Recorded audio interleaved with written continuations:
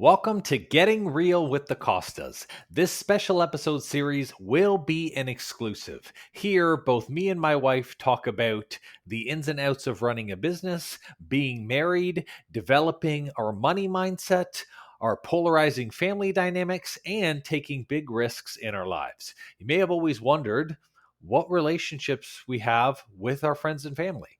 How can we actually balance our work and our life routine? You may be wondering how we communicate as a couple, or even what our health goals and struggles are that come up in our day-to-day jazz. Well, you are in luck because we get to talk about all this personally and more. Completely unscripted. Welcome to Getting Real with the Costas.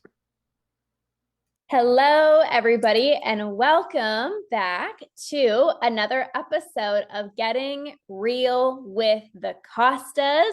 Yep. We are super excited to dive into today's episode.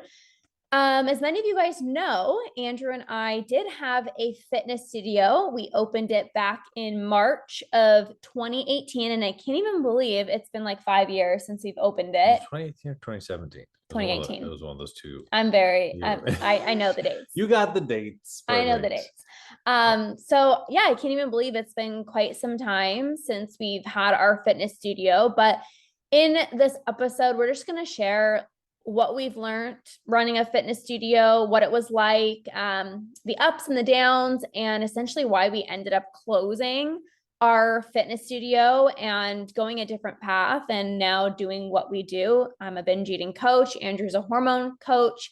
And just kind of sharing the journey along those lines. So I guess you want to start off and just kind of talk about why we opened up a fitness studio in the first place?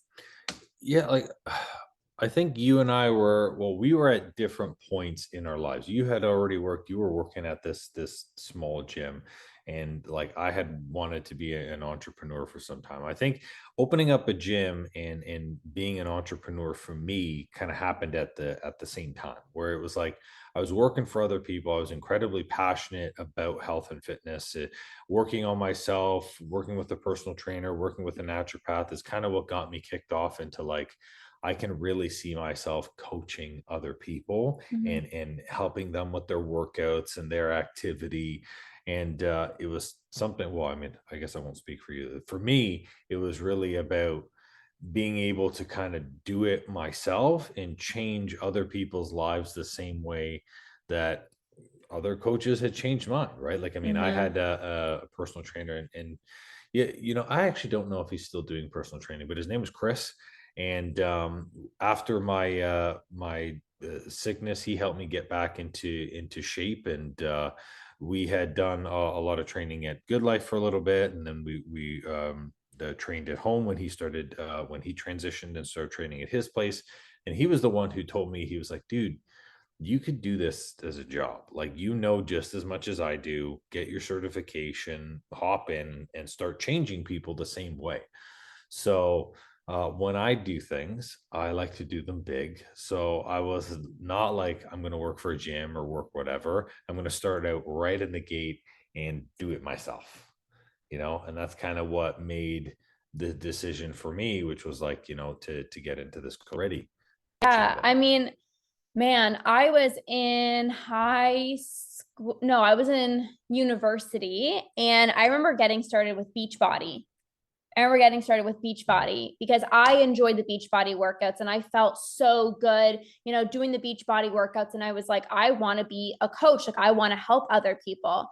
So I started off with Beachbody. And when it wasn't my thing. I didn't like the way that they were like, you have to get other coaches on the team. And it just felt so icky. And I was like, no, I just want to change people's lives. I don't want to do this business stuff. And I ended up working at a gym. It was my first job ever. I started working at a gym and it was so incredible. I was doing, personal training sessions. I was teaching the classes there. I was basically the main trainer at this place. And it was it was a nice gym, but not many people knew about it. But I was the main person, and everyone kept on telling me Lorna, you live here. You are literally here at 6 a.m. I would start at 6 a.m. with the first client. I would stay there all day because I would also work the front desk. I also did some receptionist stuff. And then I would have clients, you know, in the evening and then literally be done at 9 o'clock. I would close up the place. Like it was literally me running the place at the very beginning. And I never really thought much about it. I'm like, I don't feel like I'm working. Like I don't even feel like I'm working. Like I would literally work out on my shift because when I was working the reception, because it was such a quiet gym, I could literally be doing a workout and be getting paid, which probably isn't the best idea. But like nobody, you know, like whatever, nobody said anything. And so I was there a lot. And people, all the clients used to tell me, like, Lorna, you're so good. You're so good at what you do. You're basically here all day long. Like you need to start your own, you need to start your own gym. You need to start your own like studio. Like, what are you doing here? And I remember actually in college taking a health and fitness course, a class. And there was one particular class all about opening up your own gym. I paid zero attention, like literally zero attention, because I'm like, I would never want to open up my own gym. Like, I love helping clients. I love teaching workouts. I love the actual part about putting somebody through a workout. That is what I love. I am not going to be a business owner. There is no way in heck I would ever open up my own gym. Like that's a business thing. I'm like, that's not for me. I literally paid zero freaking attention in that class.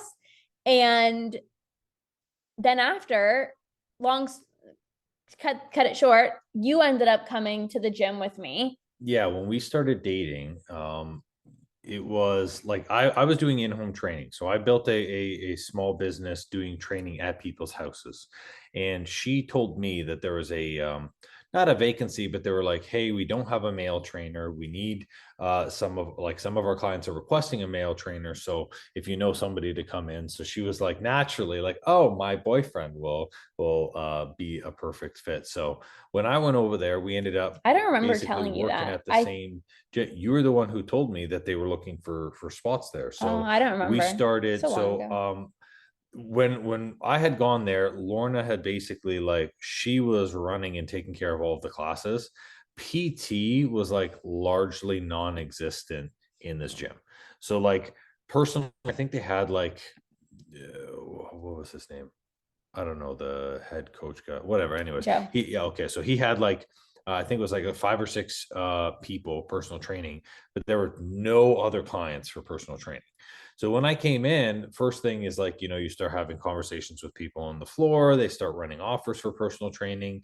And then I ended up signing up a bunch of clients for them that Mm-hmm. then I started coaching them at the training. So I was using their equipment and basically they would pay me a cut to do the training for that.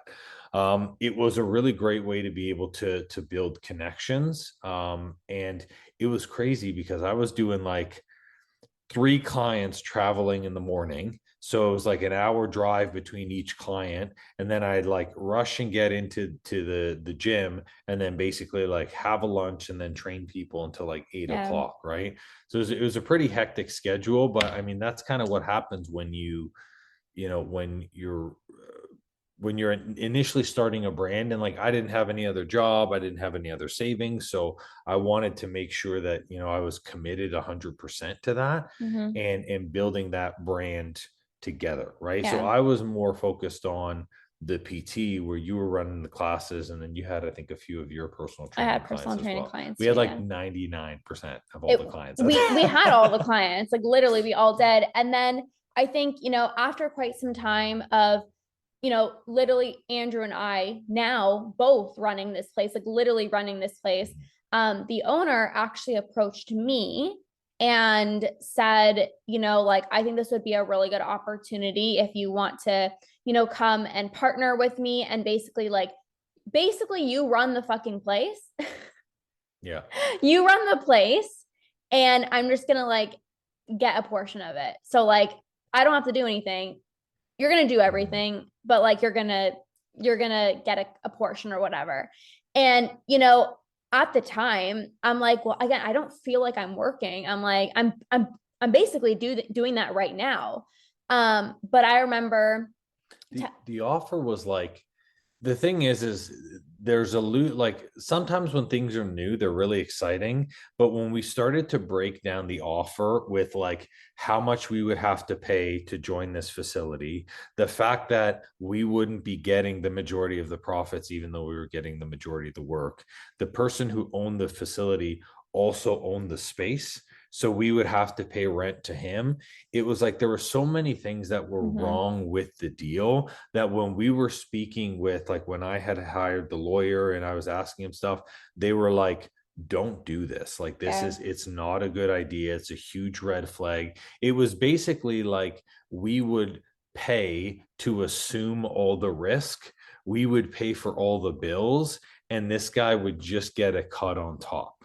And there were like that facility, it was huge. It was, I think, Yeah. 12,000 It square was feet 12,000 with the square feet. potential It to, was like, there's like honestly, another 8,000 square feet there. yeah, it was honestly such a good gym. Like the equipment was brand new. Like they had turf. They had honestly like such good equipment. It was an incredible gym, but it just honestly didn't make sense for us. And what we said was like, if we have this opportunity, like why don't we just do it ourselves? Because like We're doing it we're ourselves doing it anyways. ourselves anyways. Like, I came in and I installed all those rubber mats, right? Yeah. I was even responsible for the shipment and putting together those racks and stuff. Yeah. I went in and installed turf. Like, we were basically doing everything as if we were the owners anyways, Yeah. minus getting paid as the owners. So Mm-hmm. that's kind of when we started talking together and saying, well, how much does it actually cost to like build a facility or do something? And then what kind of facility would we want to bring? Because that gym was really a general membership gym. It was like one of Yeah. those things where like you pay 30 or 40 bucks. I don't even know what the prices were for that. It was like $40 and then it was like $69 if you wanted to do like classes or whatever. But So it was honestly, it was the gym wasn't structured right. The pricing wasn't yeah. right. The offers weren't right. It was like The 24 spaces weren't right. hours. You can literally like go in at any time. Like it was just like there was zero structure because Well, again, like in truth, I mean, he didn't care as an owner. yeah. It was not making money at the, and that's another thing too, by the way. We were gonna buy in and this business wasn't making money, Yeah. which is crazy, right? So it's like you're buying in for this top price when the business isn't even making that money, But I remember right? at the time, I'm like, ooh, I can be a gym owner. Like that's all I like. I was like, ooh, I can be a gym owner, but I didn't. And then like Andrew, his logical mind was like, yeah, but this doesn't even make sense. Like we're gonna be like literally like hustling, and like it just didn't make sense. And we Yeah. both came to terms with that. And this is when we were like, you were like, why don't we just start our own thing? And for me, I was like, I never visualized myself opening up a gym, like I said, but because I like trusted you and I knew that we would be able to like make this work, I was like, ooh, like that sounds fun. Like I think, you know what I mean? Like I was down for it. It was definitely my dream. Like, Yeah. of the two of us, it was my dream. I Yeah. wanted it. There was one thing when I was doing the in-home training, and like the in-home training wasn't like me driving my car to somebody's house. It was a truck. It was a trailer full of, I think, 1,600 pounds worth of equipment. I was doing corporate boot camps. I was doing one-on-one. I was doing outdoor sessions. And one of the things that I hated about that I guess model was the fact that it took so much time in between, and that time was impossible to narrow down because of traffic. Like, if I had blocked an hour to drive between one person and another person, and then all of a sudden traffic had me an hour and 15, I was now late for everybody else in that whole day, you know? But when looking at that gym that we were at, I also knew too, I was like, while I don't want to be traveling every single day, we also can't have a general membership gym because people don't show up, they don't see results. There's like a join, a cancellation of this. And really, it's like, if we want to be real coaches or real trainers, it's like, how do we optimize someone's level of results and still like can actually make money for us too, Yeah. which is So important. we decided to start off with like personal training only and small group classes. So our classes at one point, though, it was like sometimes 10 to 15 people out before we did semi PT, but it was like one-on-one, like specialized, and then like small group. And honestly, we were so grateful that a few of the clients, some of them you're actually working with still now, but some of the clients from the gym came along with us, and we were never the type of people that are like, ooh, like come with us, like we're starting our own fitness studio, like come. We literally didn't say anything because we obviously wanted to make sure we were doing things like properly, right? Because Also the legal stuff with that, right? You don't want to be yeah, poaching other people's yeah, clients. So they had hired that guy, and then remember I did the transition, and I made sure that he was shadowing all the sessions and stuff, right? Like we kind of like yeah. they brought in two other coaches, and then we went and we made kind of an exit Yeah, for we that. did things obviously in the proper way. So we never really, we honestly didn't tell anyone that from the gym that we were working at that we were starting our own place, because again, we didn't want to have any troubles.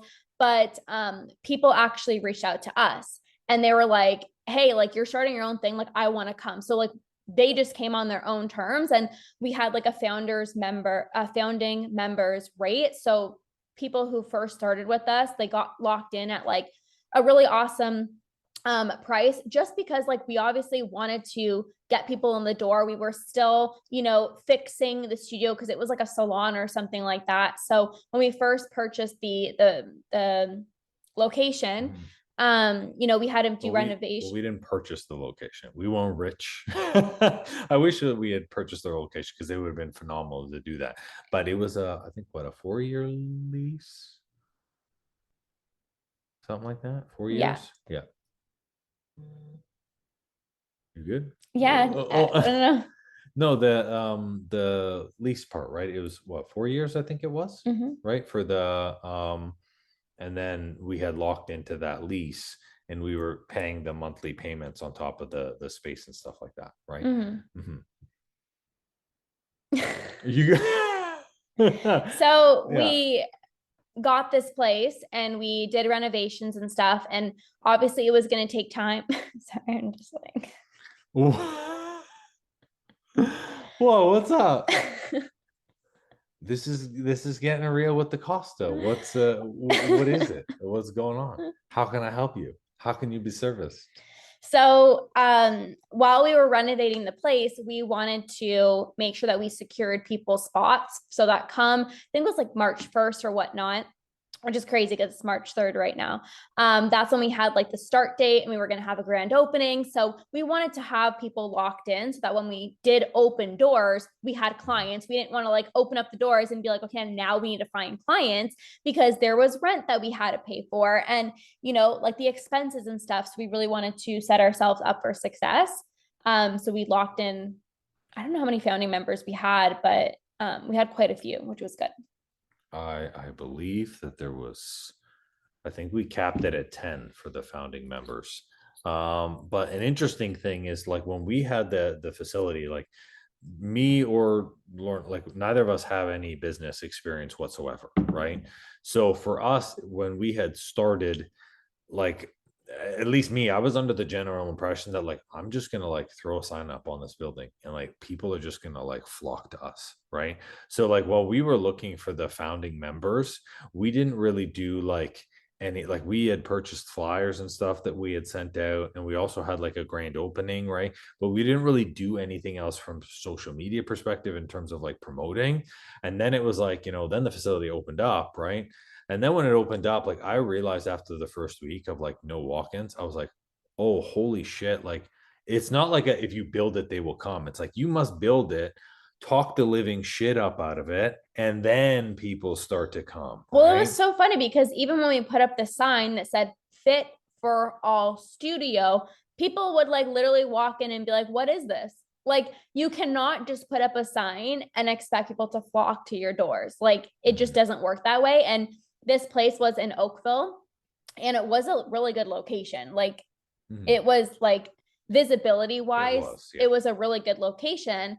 And we just thought like, great location. People are going to come by. There was like a pita pit beside us. Like there was, it was a plaza. So we're like, people are just going to like walk in and, want to get coaching. And we really needed to do our due diligence and like actually find people, because it wasn't just like people would walk into the door and be like, I want coaching. I actually, when I look back, do I think it was the right space at that time? Yes. Do It I think it was. was the right space, period? Probably not. We got filled up very quickly with Mm-hmm. that space. So that space was 1,200 square feet. And for those of you who don't know, like by the time you had washrooms, we had two offices. We had this body scanner room, like a 3D body scanning machine that I brought in from Australia. Like by the time we added all that, and then the training space itself, it was like the space at max could fit 20 people Yeah. maximum. And that was like clients and trainers included. And that's why, like, when we had started with the classes, we had done the classes first. And when we had filled up the classes, I think it was you who was like, hey, what are we going to do? Like, we literally, there's no space to even breathe, let alone do these classes. Like, we didn't want people on top of each other. And as well, too, is like with just general classes, you're capped at what you can charge because it's just a workout, Yeah. right? And ultimately, people, we wanted to help at a higher level than just, hey, come here, get your ass kicked for an hour and then leave. Mm-hmm. And being back to back, it was also starting to hurt our personal training because we couldn't have a class running and personal training at the same time. There just wasn't space. And, the times that we were always filled was like 6 a.m., 7 a.m., 8 a.m. And then it was like 5:30, 6:30, 7. So it was like the beginning of the day and the end of the day. And all of our one-on-one clients wanted those times. And Mhm. all of our other clients wanted those times. So we decided, we were like, you know, we still had classes, I believe, but then we also had the small group, right? Or we just transition. I can't even remember. This we so we so had long we had ago. dropped to only two classes, one in the morning and one in the evening, Right. because there's nothing worse, especially in a No, training we or just in a did class type small thing. groups. Well, we transitioned it away, right? So I think we did it in stages. So we Mm. dropped, because sometimes there were classes of 6 and there were classes of 10. So like we dropped the smaller classes, and then we converted everybody into a semi-private. So this is basically 4 people maximum per group, but they all get customized programs. Probably one of the most difficult things to actually coach. I was so good at Like, it. Like I fucking nailed it. it was I was so psychotic for good. me, but I was so good at it. But again, I was doing group classes, mhm. and like I was doing personal training group classes for like so long. And you obviously did really good too. I think you're just, Yeah, I think it's just when you have to focus on 4 people and make sure that everything is yeah. completely custom and for them, and everyone's got their separate warm-ups, other different Yeah. things. Like, it was just a lot to run, but it was the best move for our business ever. It made sense financially. I Mhm. mean, it was a higher price point because people got that customized support. And instead of just training one person in an hour, we can train 4 people. So that made sense, like business model wise, which was really, really good. But For yeah. us, the biggest thing with the studio that we found the challenge is, there is a certain point which training is not enough. And we Mm-hmm. had to put nutrition as a part of our programs, which helped people's results. And then also we had a body scanner that we had people through. So then that way they could see the measurements and keep track of everything. So it was more than just like, hey, here's your workout, we never talk to you again. We incorporated nutrition, and then we started incorporating the accountability calls, Mm-hmm. mainly because that's what you were learning from the online portion of our Well, stuff too. yeah. So it was actually crazy because March 2018, we opened up the studio. And then June or July of 2018, I remember telling Andrew, like, I'm going to hire a business coach because like I wanted to do my own online business because I've always had a following on social media, and people that lived in the States couldn't come to my fitness studio. So I was like, I want to be able to still support these people. So I have to have an online component. Like these people are literally wanting to work with me. They can't fly down to Canada. Like they just can't do that. So I'm going to hire this business coach and I'm going to start my online business. And, I was learning about like how amazing like online coaching was and how you can reach so many more people and about the accountability. Like it's not about, okay, here we go, 10 reps. Like it's the mindset, it's the accountability, it's the group community, it's the support. Like there were so many more aspects that we could do with online coaching that we weren't able to do with the studio, but we were trying to like kind of mix that in as well too, which it did work well. But I don't know, do you want to like share your thoughts of like me doing that while doing the studio? Yeah, I think the thing was is initially when we had made the commitment to do the studio together, it was frustrating because it took a lot of time away from the initial business, right? Where like we had kind of made this commitment together, and you were like, hey, like so excited to do the studio, and then all of a sudden it was like you're doing the online or you were doing online learning calls and you were doing this, and then it was like, okay, well now I have to pick this up. And the studio for both of us was our only form of revenue. And when we had joined the like, well, I had a little bit of money and savings and stuff saved up, and so did you, right? To open up a facility, any type of physical space, it's not cheap. So in total, with all of the money that we spent, I think it was close to 55,000 to get that space moved up. We had 35,000 to get all the equipment, to do the renovations of the building, to do whatever, and we needed to get the 35,000 from the bank. And then we had the rest of the money, the other 20,000. Me and Lorna put 10,000 each of our own money to be able to, of course, like afford the other stuff and the marketing and have a couple of months of the rent up front, right? Because that's important too. So like when she started focusing on that, there is a huge stressor in like making sure that we still had a paycheck, and that are, well, it's making sure your bills are covered first and then having a paycheck second. Mm-hmm. And for the entire first year of the business, I actually didn't take a paycheck. I lived off of my line of credit, made sure that she was paid, made sure that our expenses were paid, so we could continue to float that. Yeah. Mhm. And I think it was tough because obviously, like, I knew the importance of like growing the studio, but like, I was so in love with like the work that I was doing online. And, I was surrounded by online coaches who are working from home, who can get up whenever the heck they want, doing a long ass morning routine, working out whenever they want. And I was like, I don't have that flexibility. Like, I have to be here at the studio at like 5 or 6 a.m. I'm here until like 8 or 9 o'clock at night. And it just felt like I was like, I want that flexibility. So it was tough because I was doing really well online. And I think like, especially like the coaches that I was working with, like my business coaches were like, you can be doing even better if you don't have two things going on at once.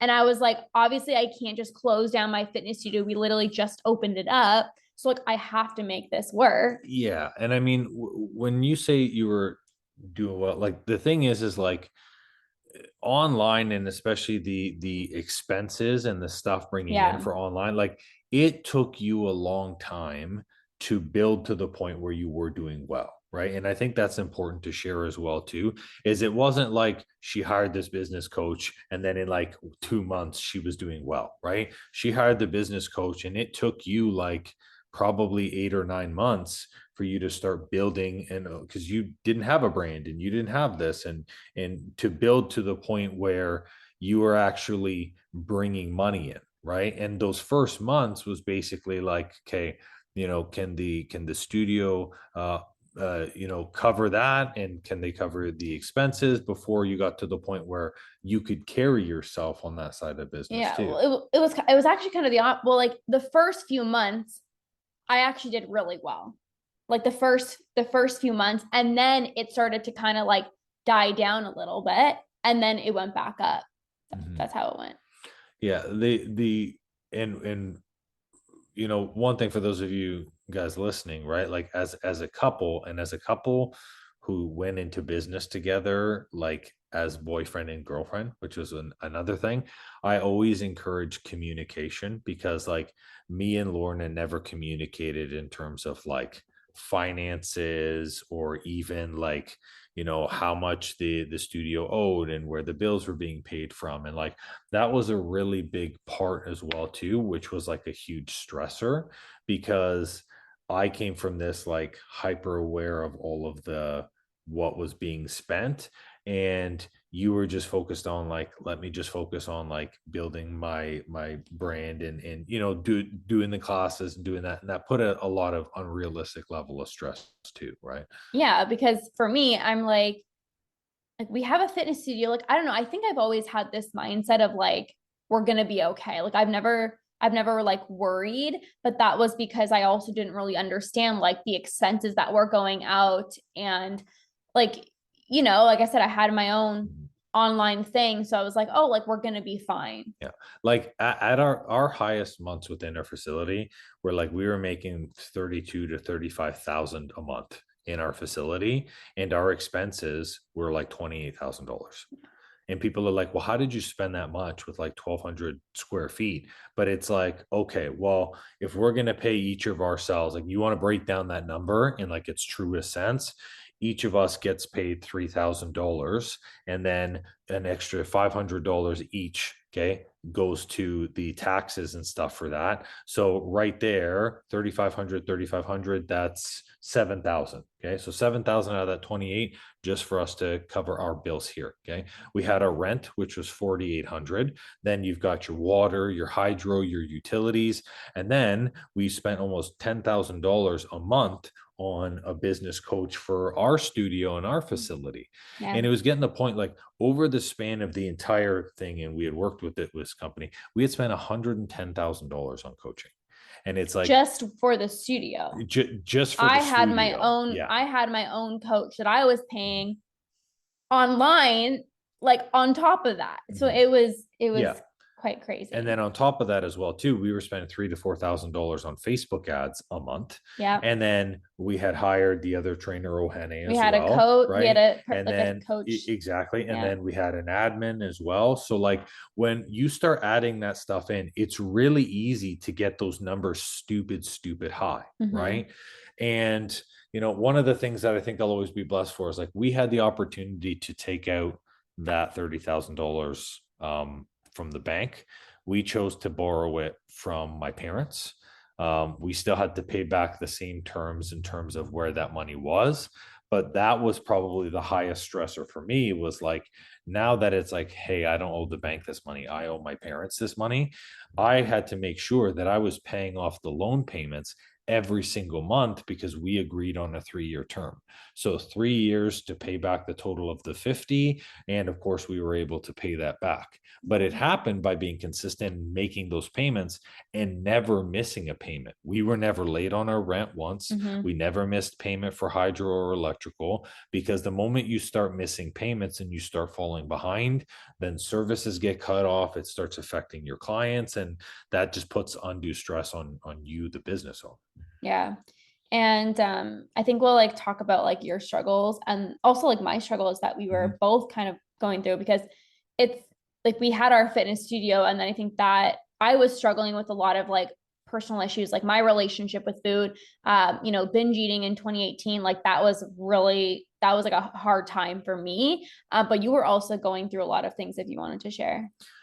Yeah, the biggest challenge for me was when you started focusing on, hey, I'm going to build my online brand. I want to start doing this. It was very easy for me to tell at that point that like the studio wasn't where your heart was. And that Mm-hmm. was really hard because I had committed a lot of time, money, and energy into this. And now that you started exploring that way, there was no way that I could build that facility on my own. So month over month, we were always just barely scraping by, like literally month to month, we were barely scraping by on our expenses. There was never a month where we were like, hey, we're good for the next 3 months. It just always seemed to cover itself. And I was staying to the studio sometimes like 11:30, 12 o'clock at night to be able to get my workouts in, to review the finances, to do what was there. And then by the time you drive home, it's like 12:30 or 1 o'clock, and it really put a high stress state and a high level of depression into my life. That was easily the most the hardest time for me mentally and emotionally, part because of the level of stress, which is what made me depressed, paying these high level of bills. And the second part was because I thought that my business became a shackle. Like I almost felt prisoner to the landlord, prisoner to, the coach that I had hired, because we had, we were locked in agreements, and like I said, $110,000 on coaching, right? And prisoner to like my brand, which is the exact opposite of how you want to build a business when you actually love something. Like when you build a business, you want to build something that you love, that you get excited about, not something that you feel like you're a prisoner with or you can't escape every single day. And that was hard. I mean, it was Mhm. hard driving back and forth, and there would be days where I'd be outside the studio and I'd cry in the car, right? And we even had conversations, multiple times when I had to, it got to a point where I couldn't carry the finances by myself, where like, I had to tell Lorna, like, you need to step up for this because we made this commitment. And like we drove into like a Starbucks parking lot, right? We were sitting, I was like, listen, like I can't fucking do this by myself. Like you Mhm. have to start showing up the way that we did before, or this isn't going to work and it's going to fall apart. And for me, like you never said you were struggling with depression. So for me, I just thought I was like, it's fine. Like we're doing okay. Like just let me do my own business thing. Like let me just do this. Like we're going to be fine. Like I had no idea that he was struggling with depression. And sometimes I'd be like, Andrew, like you're literally coming home at 1 o'clock in the morning. Like, and I like, we're not spending time together. Like, we should be spending this time together.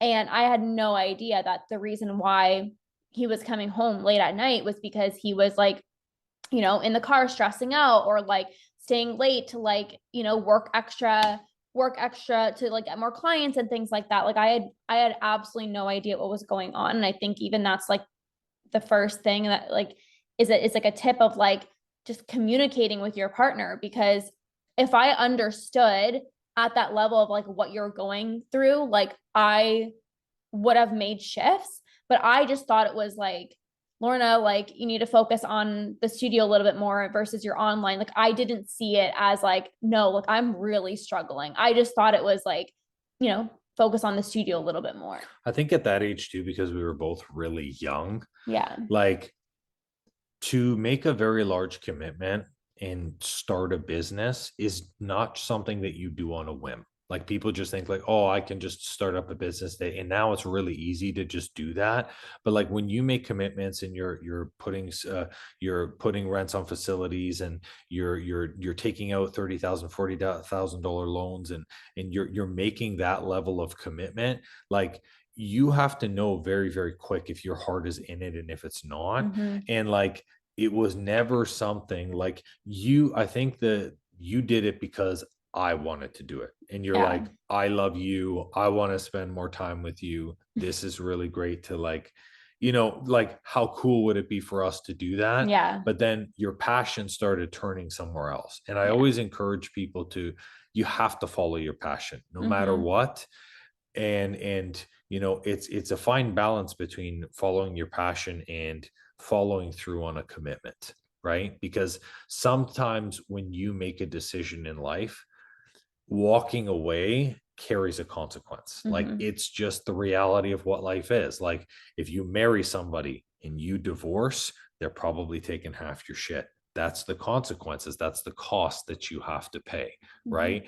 And in our case, it was like, the first 2 years, there was no way, like we had to get that business running because, we had a responsibility to pay my parents back. And I'm a huge man of my word, integrity wise that way. Right. And also we didn't want to be sued. We didn't want to be sued by the landlord for failing to make our payments and all of that stuff, because then you have a huge level of stress that comes as well.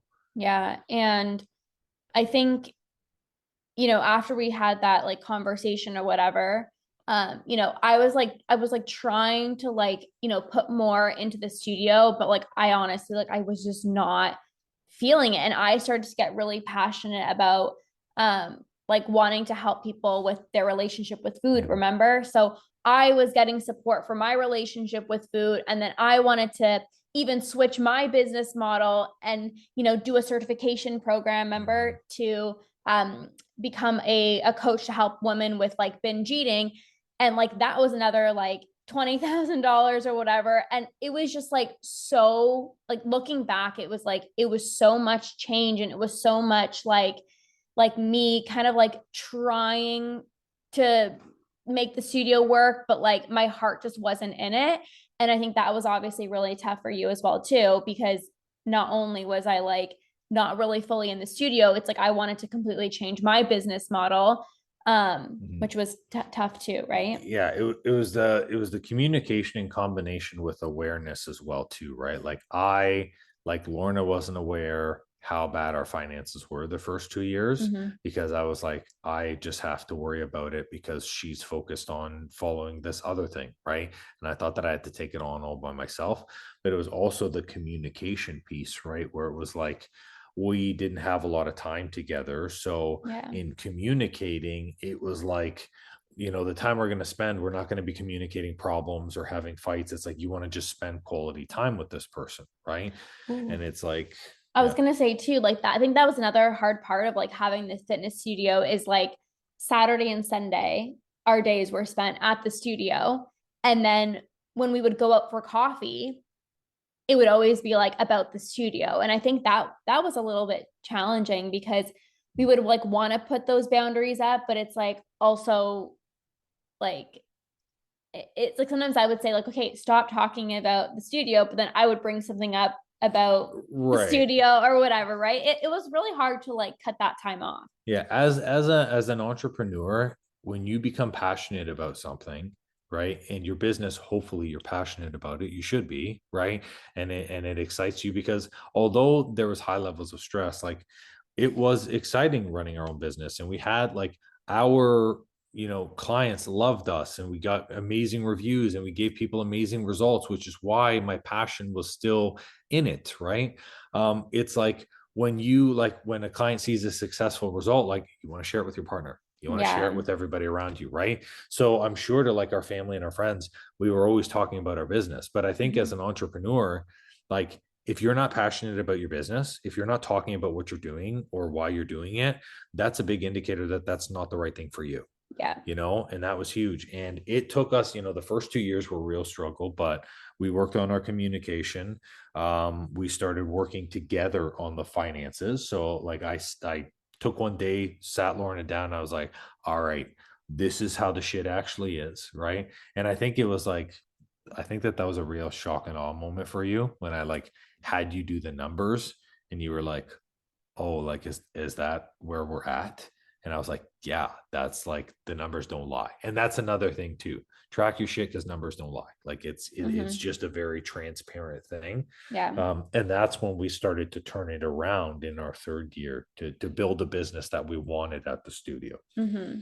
Yeah. And it was also we were planning to like get engaged as well too. And I Mhm. think that was also like a big stressor of you as well, because you don't just get engaged to somebody, that after an engagement there is, marriage, and then there's like a house. So I think that also put a lot of stress on you as well too, because we were together, I think, what was it, 5 years or whatever. That wasn't a stressor for me. There was only one thing that you had told me when we were dating, and you said it multiple times, like not like month after month, but you said a few times, you're like, I don't want a long engagement. Yeah. And I remembered that. So I was like, when I had decided that you were going to be the person, I was like, this is my person. Okay.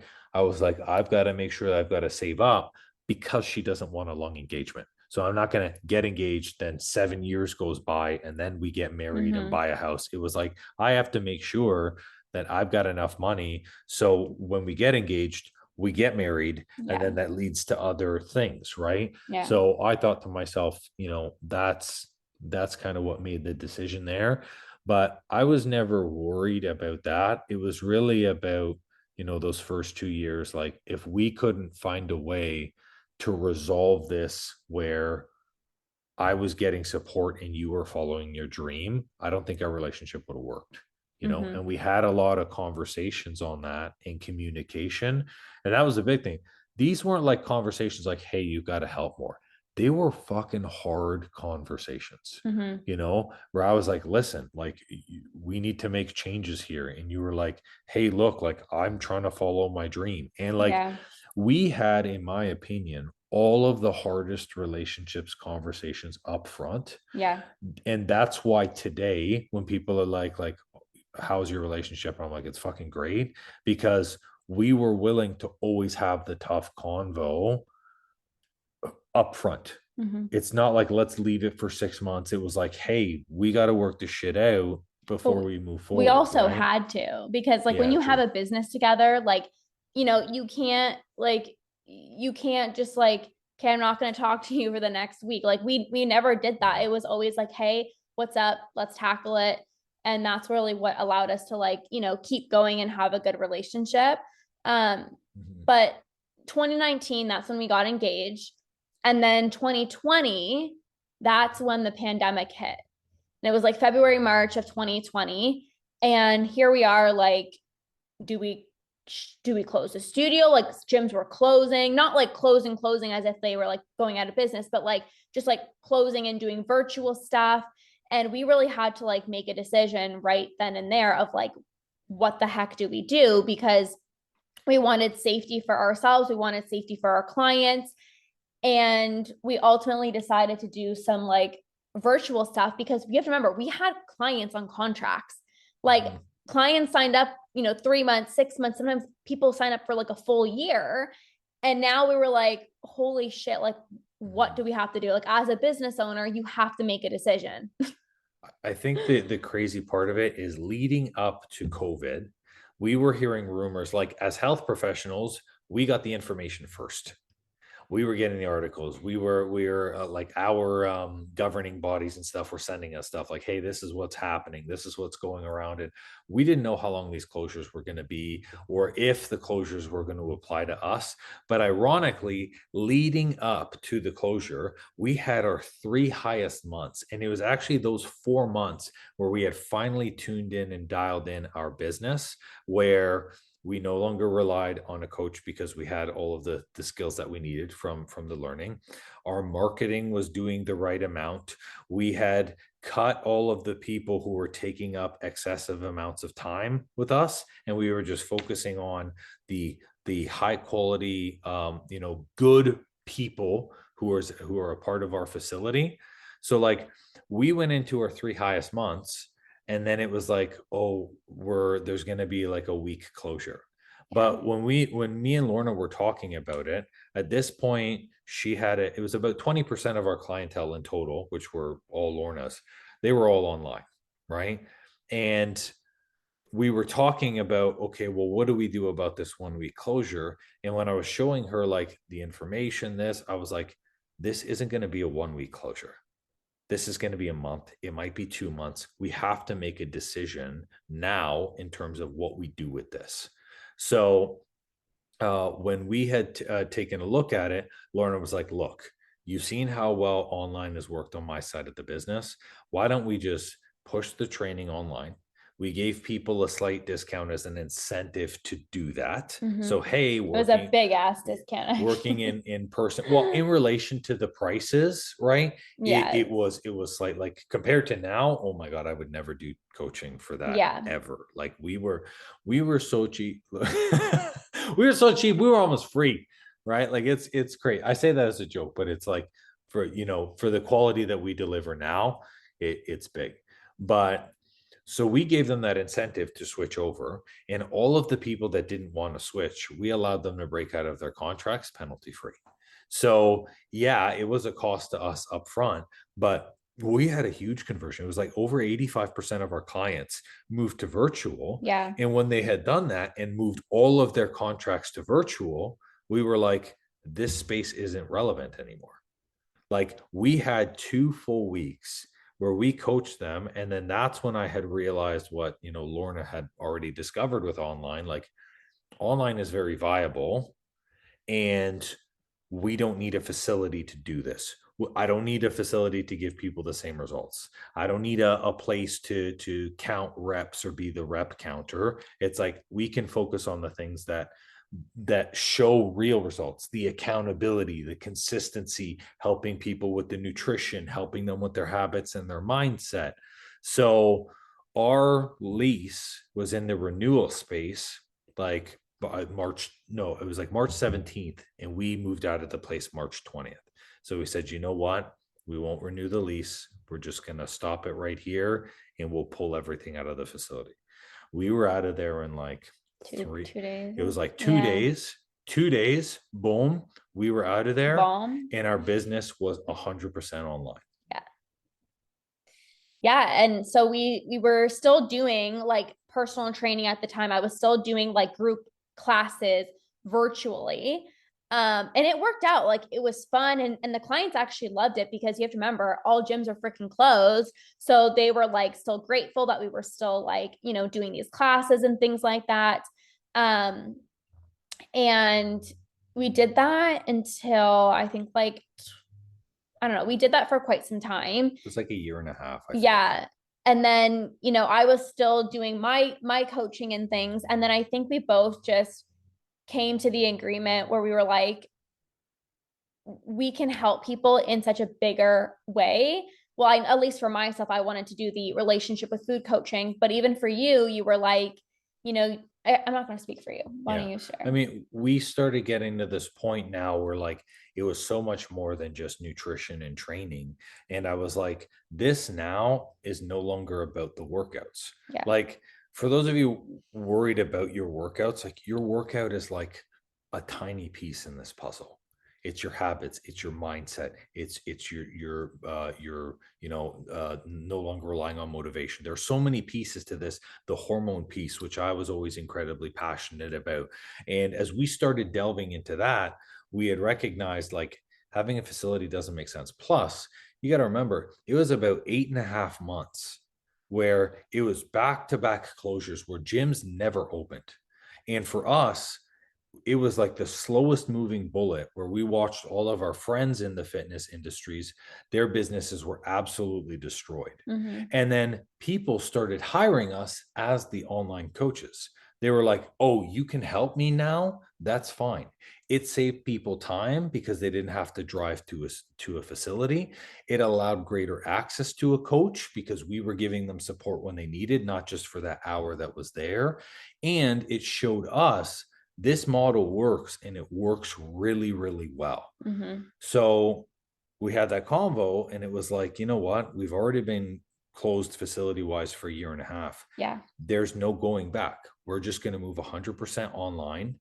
And while Lorna chose to focus on the niche for relationship with food, I chose to get even more specific and focus on the hormones and the habitual pattern piece. And you guys, I was so freaking happy that this happened because like literally it's like while I was at the studio, I remember even telling Andrew, like it was my fitness studio as well. And I'm like, I'm going to work from home. And Andrew's like, what do you mean? Like, and I'm like, oh, well, somebody comes, like, they'll be fine. Like they can just call us. Like, I was like so ready to just like work online. Mhm. And yeah, so I was like so excited that we could do that. And Making that change was actually hard to me. Like the first week where I was like, our studio is done. The first week, like when we had moved out of our facility, I was absolutely gutted. Yeah, I was gutted. I knew it was tough for you. Because like although like we had paid my parents back the money, we didn't owe anybody anything. Like that's one thing as well. We never carried debt through any of this, through any of our businesses. I've never owed anyone anything. And like it to me, it didn't feel like we had failed. What it felt like was like I'm letting a part of my business die. Like I'm basically like, it's like you're not feeding the baby anymore, right? And like it was like that was it, and I remember even speaking to my dad, and I got emotional too. My father, by the way, is not the best to deal with emotions.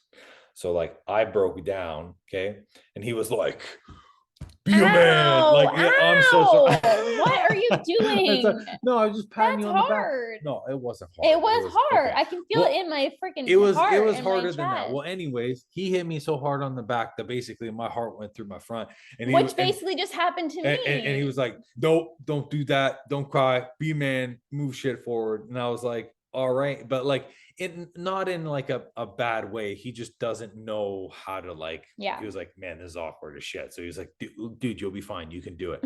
And then afterwards, yeah, like looking a year and a half back from all these closures, I was like, "Wow, we had made the best decisions for us personally and for our business and for our clients because Yeah. people don't need rep counters. They do Yeah. not need in being a personal trainer, people don't need to be counting reps. Well, and I think we both recognize that like there's so much more to people's health. Like you started recognizing that, like if people's hormones aren't balanced, like that's what causes a lot of these like health issues. And for me, I started recognizing like, people yo-yo dieting and constantly feeling like they need to go to a gym and like start a new diet. It's because they have a poor relationship with food. So we started to see like what people actually needed. People didn't need a rep counter. People didn't need a facility to go to. They needed to work on their hormones. They needed to work on their relationship with food. And, I think we just started to see the bigger picture and how we can actually like really support clients and people in the best way. Mm-hmm. I think the big thing when making that transition as well too is we fell even more in love with our business, right? Yeah. Like the first 2 years, I could say I fell out of love with my business. That third year, when we had figured it out and when we had worked in, I was like, okay, like I can see me doing this. And then now that we're in the how many years are we in business now at this point? I don't even know. I think it's like 8 for me if I count the online or sorry, the in-home. I started doing online stuff in like 2016 too, though. Like, I don't know. It was a So long, long I don't time. know. We've been At in here least, for yeah, at quite some least 7 or 8 time. years at this point, right? Yeah. And it's like now from an online perspective, we love our business because we get to do the entire purpose of building a business is serving you first, right? Mm-hmm. It's we build a life of our own choosing, and now we can take on the clients that we want to work with. We can show up at the highest level for our people, and we can actually practice what we're preaching. Yeah. There was nothing more fake to me than telling someone to sleep 8 hours Yeah. and then leaving the facility at 11:30 at night to wake up at 4 to be at the clients for 5, you Or know? me, Like, helping clients with like their nutrition and their workouts. And here I was like struggling so badly with my relationship with food. Like it was just mhm, tough. It was tough. It yeah. was tough for sure. And I think we'll do another episode sharing about like what it means to be an entrepreneur and like online, like starting your own online business and what that entails. And I think that would be like a really good next episode if you want to do that. Yeah, for sure, because I think it's important, like, people think that, like, entrepreneurs, this shiny, unattainable thing, or that it's like some quick and easy, like, I'm just going to be an entrepreneur and do it. Like, no, there's in every single business, there are people who are willing to strive to a very high level of success because they have their heart in it. And that's really important. And yeah, I think what we'll do because there's like so much to There's so unpack much. Yeah. there. But our facility ultimately was a huge stepping stone and a big learning for us. Mm-hmm. um, it taught us, well, okay, it taught me, and then you can maybe explain Mm-hmm. how it taught you. It taught me that just because you have a business doesn't mean no one's necessarily going to buy. It's up to you to market the living hell out of that business and do it. It also is taught me that having the same product as everybody else is not enough. It's what does the client really need? And what our client needed was support with nutrition, support with their hormones, consistency, the mindset, the habit piece. Like, the workouts was a very small part of it. Okay. Mm-hmm. It showed me as well, too, that I needed coaching and I needed to grow alongside having my clients grow because I didn't know everything. And then it also showed me, too, that I always have to have my values first and I have to Yeah. live true to myself in order for me to expect the same thing from my clients.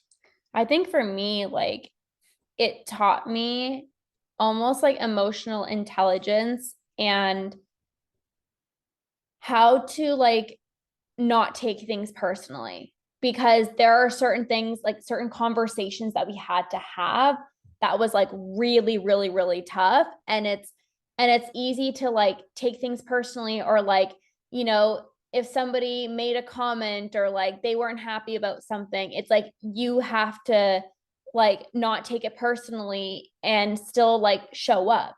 You know, it's a lot, like running your own business, and we'll talk about this in the next episode, but like running your own business, it's like you're going to have like the best of the best days, and then you're going to have days where like it feels like you just want to quit sometimes, and like there's mean people and people just make comments that are like so mean, and you just have to be resilient. And I think that's something that we did really well, like when we were transitioning from the studio online, like we both had each other's backs, and we had to make some tough conversations. We had to have some tough phone calls of, you know, people and their contracts, and the fact that we were going online, like there were, And the fact that they wanted it, like our facility no longer existed. Like yeah, we and they didn't were even like, have you need to equipment provide the anymore. service, you need to, you like, you Mhm. need to do it on at the studio. And we're like, but it's like it's not just us, like the world has shut down, we literally cannot have you in our facility. And there were some really really tough conversations that was really uncomfortable. Like I would get so anxious having to make these phone calls, and you know, you did some of them and then I did some, and we both had to like work together and be like, we have to do this, like I'm not a nobody's going fan to do of it for us. conflict, so Well, yeah. of course, like we want everyone to be happy, we don't want people to, you know, not like us, but at the same time it's like there are certain things in business that you just have to do. Like we can't ask our parents to call these people, or we can't hire somebody, like this is our business, like we needed to take care of things. And I think that just like opened up our heart, and it just allowed us to like have more like emotional intelligence, and just the ability to like have conversations and like just like be a business owner. Like it's not always like la di da, like I'm your best friend. Like there needs to be conversations that had to be had, and we did that even when it was like really freaking hard, and we wanted to just like fucking cry, and like Yeah. it was hard. I like to think that the studio was like our trial run business, and Yeah. we made all of the mistakes that we possibly could have. We hired the wrong people. We, started with classes, which was not the right choice for the facility size. So we hired the wrong people. Had the wrong service. We made terrible, terrible advertising mistakes. Like I spent like $4,000 on paper flyers, and nobody looks at flyers anymore. But we And didn't it's know, like, you know, oh, it's for sure. like, Like I don't regret any of it, but in a way it was really great because it allowed us to figure out what we actually wanted, which was important too. yeah, I don't regret anything, honestly. Like I had a lot of fun with the studio. We had some of like the most incredible clients. We were like laughing with when we were doing training sessions. Like we had such a great time. It was challenging, but it was so much fun, and we've learned so much. And um honestly, we've just like grown. Like I feel like sometimes I feel like we're like 50 years old because of like how much like what we've been Oh, through. I definitely feel 75. I feel 90. I'm aging on this podcast right now. I'm Literally. just going to turn to dust and Yeah. disappear. So, But yeah, that's the episode of, you know, the real raw truth of like having a fitness studio. And I think just one more thing before we wrap up, this is why it's so important to like support like small business owners, because it's like just because somebody has a place, like you don't know what's kind of going on. Like I've always just assumed like, wow, they have their own business, like they must be fucking rich, they must be like millionaires and billionaires, but like that's, it's not really like the reality, you know. So I keep swearing in this podcast and I don't mean to, that's okay. It's all right. but it's Who fine. gives a fuck? No, just Beep. But yeah, thank you guys so much. We'll definitely do another episode on like entrepreneurship, running our own online businesses, and how it's been amazing. Oh, I love it so much. yes. I like wake up and I'm just like happy all the time because I love it. No, you're happy because of me. Well, That's the obviously, secret. but like my business too. Mhm. You all need an Andrew Costa and a Lorna in your lives. That's the truth. So whichever one, you got to pick one. You can only get one though. That's Well, obviously everyone's going to pick me. well, why you gotta be like that for? Why you? Who's going to choose you? They don't even. You chose me. Oh All the man. people listening on your podcast is going to choose you, and everyone listening on my podcast is going to choose No, me. they should definitely choose you. That's good. You're the happy one. You're the one. She wakes up and she's like, ooh. And I'm like, It's like I 5 in the morning. I'm don't. like, I got a message from somebody. Like, I just get so excited. Yeah. I get so excited. Good. Excellent. All right. Let's wrap it up. Bam. Bam. Okay. No, we got to do our handshake. Ready? Oh my. We have a handshake. If you're listening on the podcast, you just pause. Yeah, just listen to just the listen hands. to it. Ready? Boom, boom, boom, boom, boom. So if you're listening on the podcast, tell us what hand signs we did just now. Oh my God. That's so funny. But thank you hello. guys so much. We will catch you in the next episode and enjoy the rest of your day. Bye. Bye.